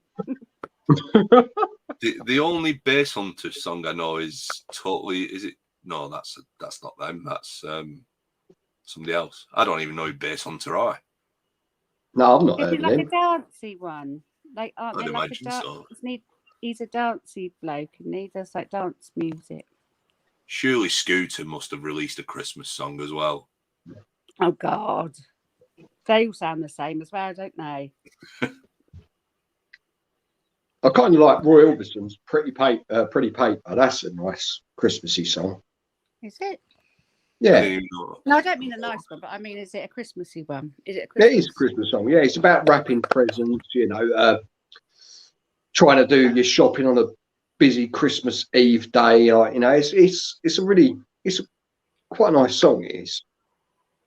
So I was saying at the start, I always associate In the Ghetto by Elvis as a Christmas song, and it wasn't. It was never released at Christmas. It was released in April, but I don't know, something about it. Very Christmassy. It's an Easter song. Pretty depressing as well, but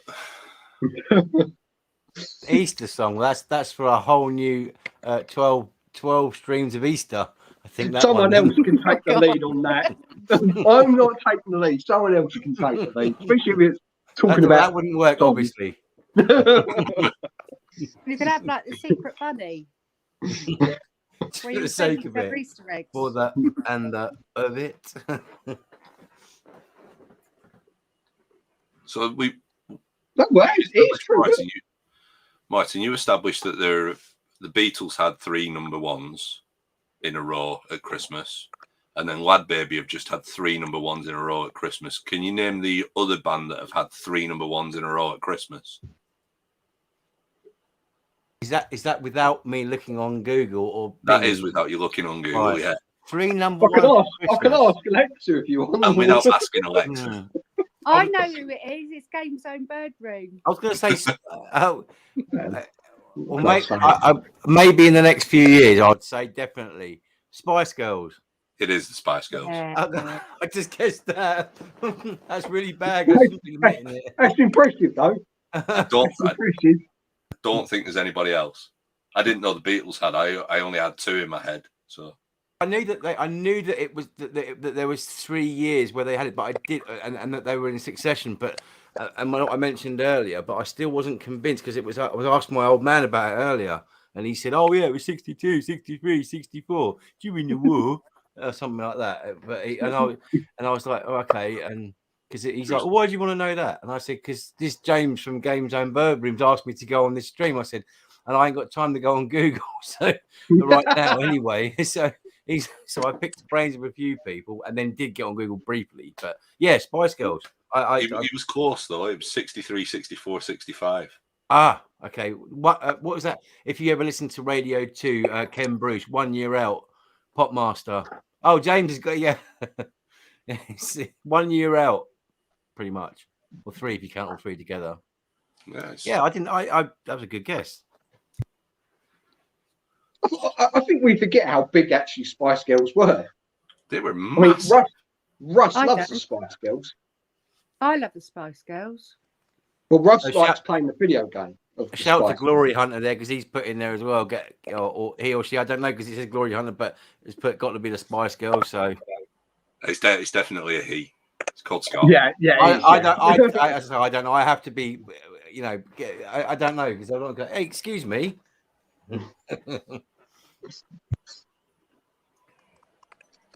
Yeah, this cider's not very nice. I'm not enjoying this. Well, you don't have to drink it, do you? Yeah, well, I've got to, and it's rude. You know, you open it. We paid good money for this, so I've got to drink it. But yeah, it's not very nice. You won't enjoy it. Maybe that's a ploy there, Miss Dogroom, just to not make you drink his ciders. Yeah. To be fair, she actually bought this for herself, actually, because when she said it was pineapple and raspberry, I thought, that sounds fucking disgusting, that does. You can't put them two together, can you, raspberry and pineapple? I think that's what drew me. Well, you clearly can because someone has. Yeah, and it don't work. It's not nice. It's not nice. I see that the retro bear, he loves Jerry. Bless. Who doesn't? I mean, I had a picture on my wall. I think I did. And then, especially when she was in. Yeah, I prefer Jerry is when she was say, how should we put it, more curvy as opposed to what she's very slim.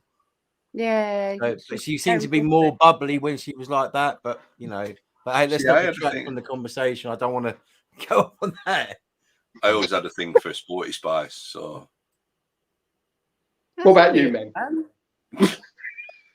I don't think I've ever met anyone. What about you, babe? What? Which one did you fancy? Well, I didn't really. This is just James trying to recreate some fantasy in his head. That's all. That's it. Yeah, just my little dirty mind. So, but I do remember having a picture of Jerry Spice on my wall back in the day. Was it Jerry Spice? I think it was Ginger Spice. Jerry Spice, Ginger Spice, you know. It's the same, isn't it? I think it was the time when she had that British flag on, I think. You know, when her Fruity Bits dropped out. Did they? Yeah, she was on stage and her Fruity Bits dropped out. That was Judy Finnegan. Do you remember that?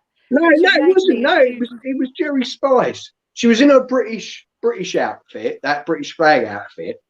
I can't remember what it was. It was some sort of award thing she was doing. Yeah, and her front lumps dropped out. It's got nothing to do with Christmas songs. I just think I need to bring it back. Yeah, let's bring it back to the Christmas songs. Yeah.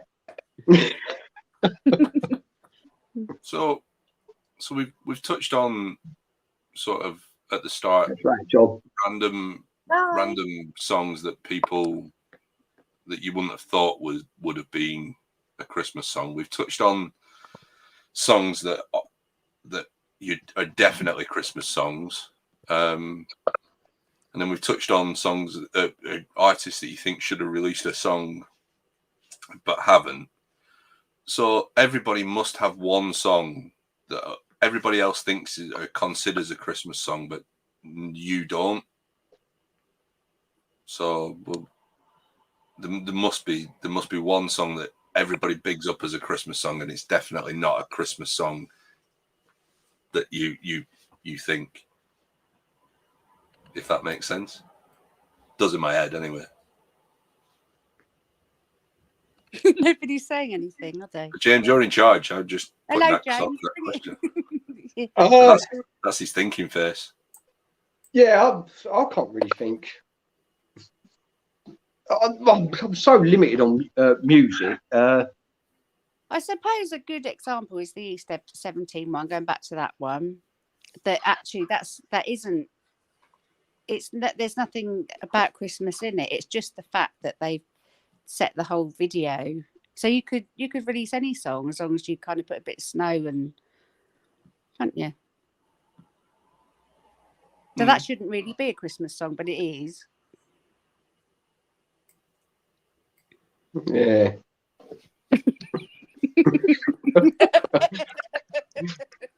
Yeah. That's my 2 cents as well.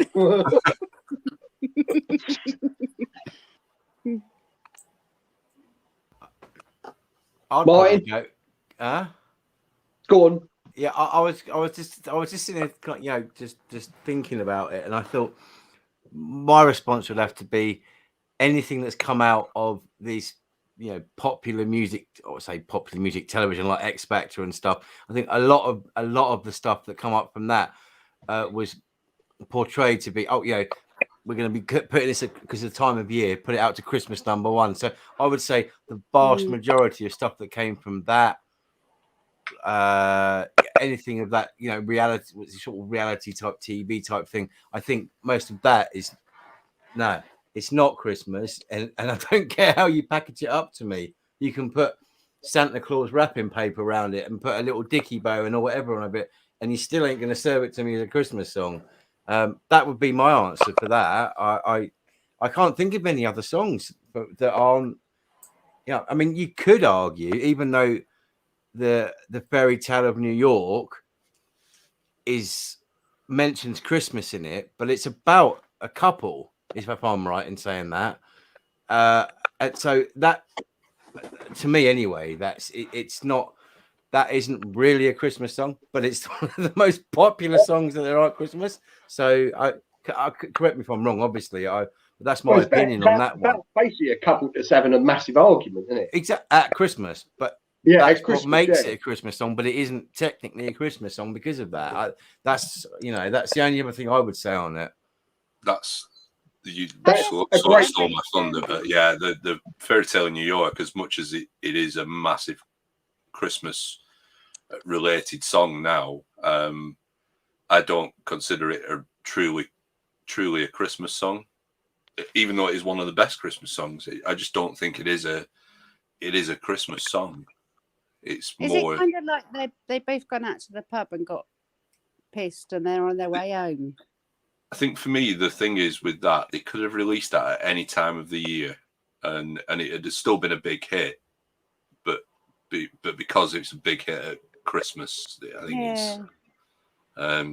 So I just thought I've never really considered it a Christmas song. I've considered it a Christmas song, but never a true Christmas song. If that makes sense.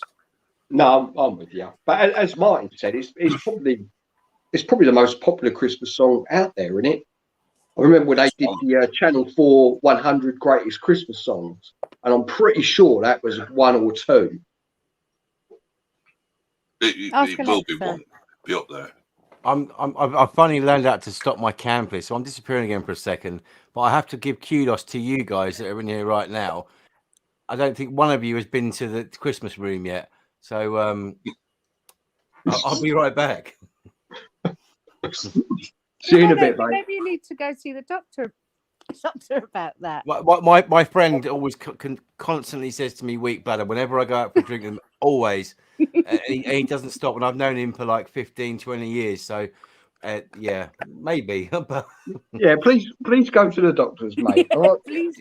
Cheers. Trust be right us. back. We're both, me and my wife, we're both NHS, so yeah, you can trust us. Although you're the same, I'm surprised you haven't had to shoot off for one. Yeah, I know. Usually, yeah, but I can hold. I'm being honest. I can hold my liquor though. Well, I could back in the day anyway, but not so much now. But yeah, I've drunk. Well, I've only drunk one and a half of these small little cans. I mean, I'm not doing that. You need to be able to hold your liquor. True. Yeah, true.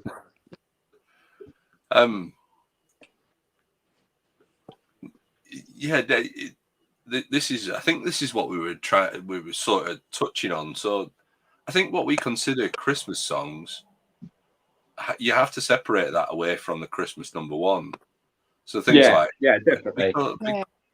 Because since, like I say, I'm looking at this list of Christmas songs, there's not very many Christmas songs that have been Christmas #1. You've got things like "Sound of the Underground" by Girls Aloud. That was Christmas #1 in 2000 and something too. So it's.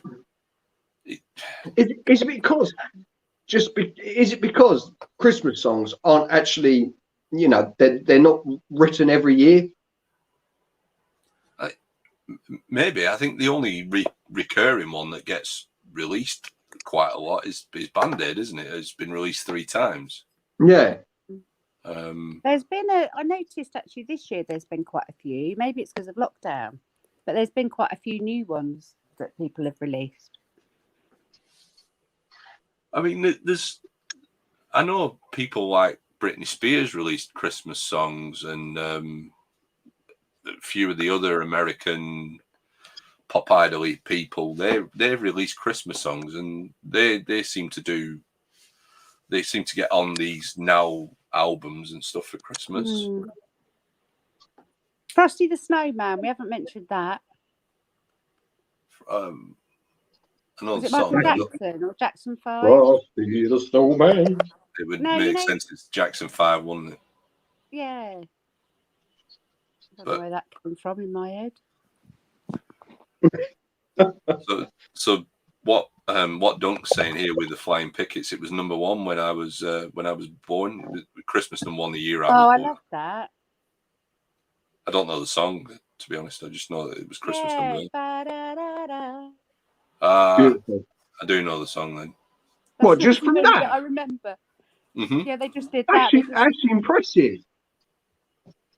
Go on, do another one. Let's make this a game. Go on, man. Do another one. Got a reasonably good memory. And they didn't have any music. They just used their voices, didn't they? I recognise the song, so yeah, I do know it now. I've completely forgotten about that. All right, so if we do the 12 Streams of Christmas next year, that's what Christmas song is going to be. We're going to do a small little tune, and Paul's going to see if he can get it. Name that tune. I'll name that tune in 5, Michael. Or whatever it was. Only You. That's the Flying Only Pickets You. song. Oh, Yeah. is that the name Only of it? You. Yeah. So the only one I know was done by Only You. Who sang that? I'm sure you should have been born in like the 1930s. I was born in the wrong decade. My dad brought me up on 50s and 60s music, and even the blues of the 40s. See, I was brought up on sort of 70s, 80s rock and like 40s, 50s, 60s country music. So things like or even 70s country music, Kenny Rogers and stuff like that. I was brought up with the Eagles and all that raft of things. So I don't do modern music at all, really. No, neither do I. No, neither do I. Yes, you do. That's all you play. Actually, you play in the car is modern music. I'm sitting there twiddling my thumbs. Yeah, well, yeah. What I was going to say. So what? I'm just trying to think of other questions that we could ask around Christmas. What's your one go-to Christmas song with the family that you will play and everybody will listen? And there's, if there's an argument, let's say at Christmas between kids and stuff, and the minute you put this song on, it kills that argument. Is there anything that what about Mary's Boy Child? Sorry, who was that? Boney M, isn't it? Yeah, Boney M. Oh, I love Boney M. That is a good song. But you did interrupt Paul then. I know I didn't help it because it was in my head and I had to share it. Don't worry about it. No, so there must be a song that you can think of that you would play, and it gets everybody up and dancing, and that is a quality song. Just like that can solve a lot of arguments that's going on. That can really get you up, pumping, dancing. After we finish playing Monopoly, like we were talking about yesterday, and I flipped the board and everything, there must be a song that can be played that that would bring everybody back together. As I said, a lot of our Christmas tunes were from like sort of modern country, like the 90s, like the Tractors. Chris Isaac, he's done some great Christmas songs back in the day. Was that Wicked Game? Was that a Christmassy one? No, they did play it in Friends near Christmas time when I think Ross and Rachel got together, and that song came in the background. I do not know how I know that. Would you are? It's impressive. Sad. I'm only quiet at the moment because I don't have I don't actually have a response to anything at the moment. And next time you went off for another week. No, but I should have had a cigarette whilst I was down there, which is a bad habit. So anyone that's watching just get rid of it. You don't need it. But no, that'll come soon. The soundtrack from Nightmare Before Christmas is just an immense soundtrack. There's so many good songs on it, and it's a film that can span 2 holidays, shall we say? Yeah, Tim Burton, isn't it? Is that Tim Burton? Yeah, it's Tim Burton. He likes to do his films round sort of haunted Christmas films, doesn't he? Batman Returns. I don't know if Edward Scissorhands was Christmas time, but that sort of. It snowed in Edward Scissorhands, didn't it?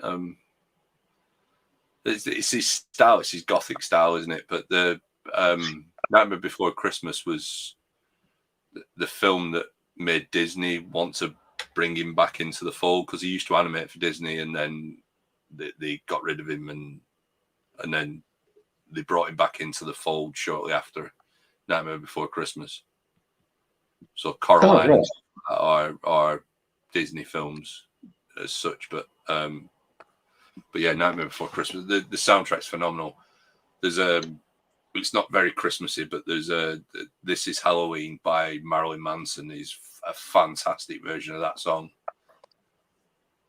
But it's not, as well, isn't it? I know the song that Gordon's talking about there, and it is a great song, and I can understand why it brings everybody together, because it's the childlike nature of somebody discovering what Christmas is.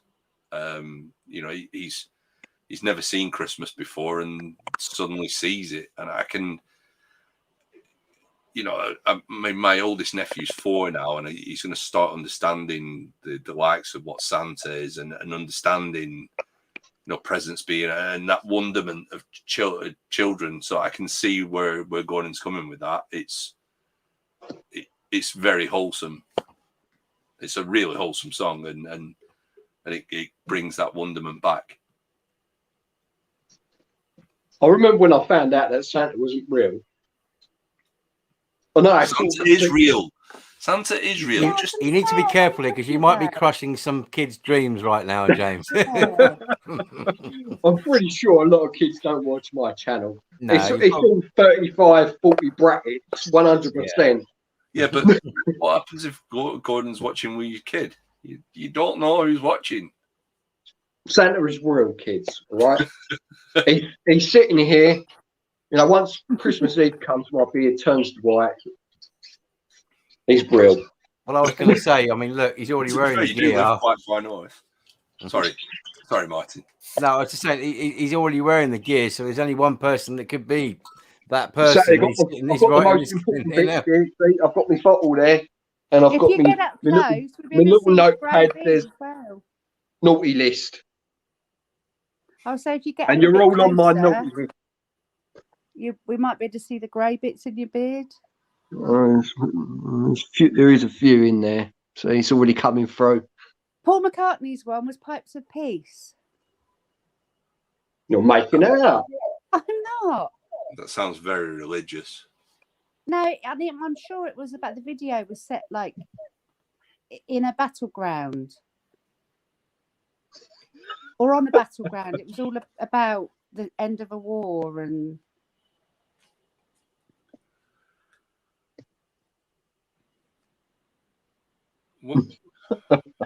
it's colloquial that it is Santa or Father Christmas or Good Saint Nick or Saint Nicholas or whatever other fucking name you want to give him, Pedro. I don't understand. He's a man of many names. Wasn't it Fat Man last year by Mel Gibson? That was the film, wasn't it? Fat Man. Mm. No, got some blank faces there. What are you on about? Didn't you see that? That's for another time. That's for another one of the streams or whatever it is. Fat Man. There was a Christmas film. All right, I don't know. It's about. Well, I just look it up. Mel Gibson, Fat Man, and you'll be quietly surprised. That's all I will say. I remember another film called Fat Man. It was about it was a sort of a comedy drama with I used to play. He played the painter Turner. What's his name? That was me thinking it was kind of a biography of myself and you, James. Well, yeah, I could play the Fat Man easy. I'll beat you longer, trust me.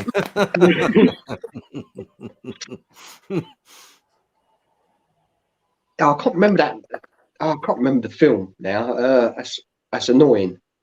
But it's sort of loosely based on the Britain's Fattest Man. What's the name? I have to check that one out. But honestly, he's a good actor. John Candy. No, he was a British actor, born in Battersea. His son's quite popular now. He's done a few Christmas films. Bill Nye. Oh, we were saying this, weren't we? They wheel him out every year. Bill Nye. No, not him. What's his name? I'm gonna have to use Google. Alexa. Ask Alexa. Yeah, go on. We like that when you do that. Ask Alexa. I don't even know his name now. I need to type in the movie. It's not a fucking movie. It's a film. Film, movie. Yeah. Yeah, I don't like the word movie. That's one Americanism I can't be doing with. Yeah, I'm with you there.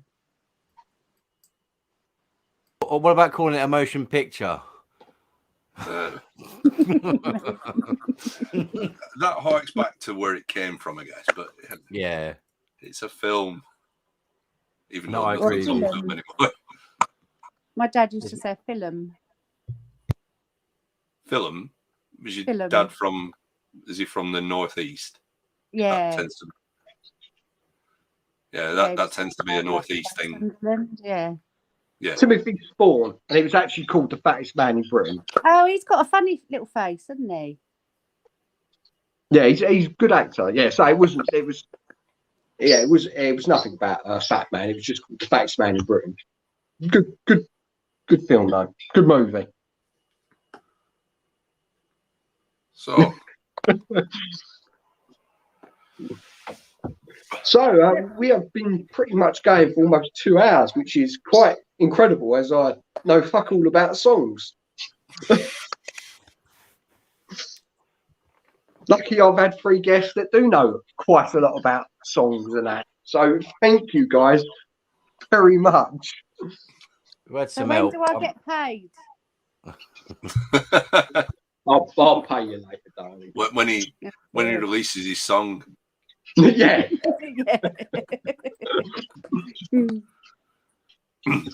So I'm going to put everyone backstage. Paul, do you want to say anything before I put you backstage?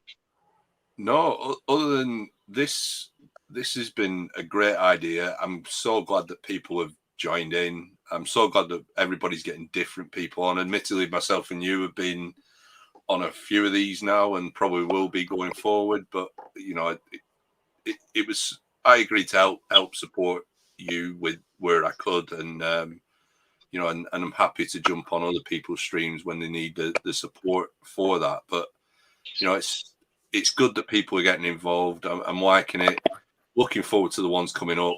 I'm looking forward to the film one. I'm looking forward to being the host of the film one, to be fair. And that's going to be a great story. Every other time we've been on them, it's always been on Pedro's channel, and Pedro's a great host. But it's going to be good to get Pedro's take from a guest point of view. because I think he needs to talk more on his channel, even though he talks a lot. But it's going to be great. There's so many more coming up, and yeah, I just hope people can keep tuning into them.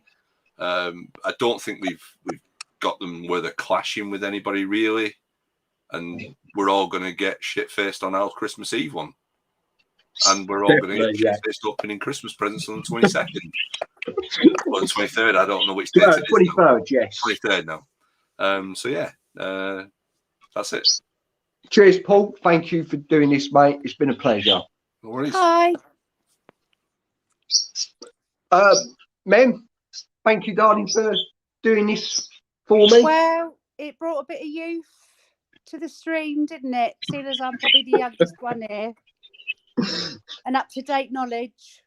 Well, But exactly. thank you. It's been nice to be involved in, because I often just see you there on the screen. So it's been nice to be a part of it. Thank you. Oh, it's And been wonderful. I dedicate this to my dogs in the GameZone dog room. That's all I want to That's say. it. It's been emotional. Thank you, darling. Love you, baby. Love you. Bye. Martin, anything you want to say, mate? Yeah, just keep doing what you're doing, and all the other people that have been involved with this, with your 12 streams of Christmas, all of your viewers, and you know, we're all a community, and we're all, you know, just about putting out our own content that is just because we love to do what we do, and you know, I think that's the most important thing. You know, there's a lot of people out there that do it because they want likes and that sort of thing, but I think, you know, when you can genuinely see the love for what they have and their passion for their, you know, their game zone, as it were, it shines through like it does for you. So thank you very much for inviting me tonight. I look forward to watching your movie one as well. I'll be sitting in there in the chat room, and I look forward to having a chat with you, you know, a chat with you at some point, you know, on the phone or whatever, you know, but I'll be, you know, always supporting what you do, and obviously to some of the other guys that you're involved with. I've started dropping some subscriptions to them because, you know, it's interesting what they're doing as well. All the guys in the comments, they are great channels, and yeah, definitely go and support them, mate. And thank you for supporting me as well. And yeah, definitely, I want to get you involved in other things on other streams, if you don't mind. Yeah, and no problem. And the last thing I will say to everyone is, Merry Christmas, you filthy animals. Cheers, matey. Cheers, Martin, James. I'll put you backstage, mate. Guys, thank you for tuning in on the third of the 12 streams of Christmas. It's been cracking. Sorry, I really don't know much about songs, but it's been a lot of fun. So next is the 11th of December. It is Christmas with Busubi. No idea what he's got planned, but it should be absolutely brilliant. He's a great channel. Go and check him out. And yeah, I'm sure it's going to be a lot of fun. Anyway, guys, take it easy.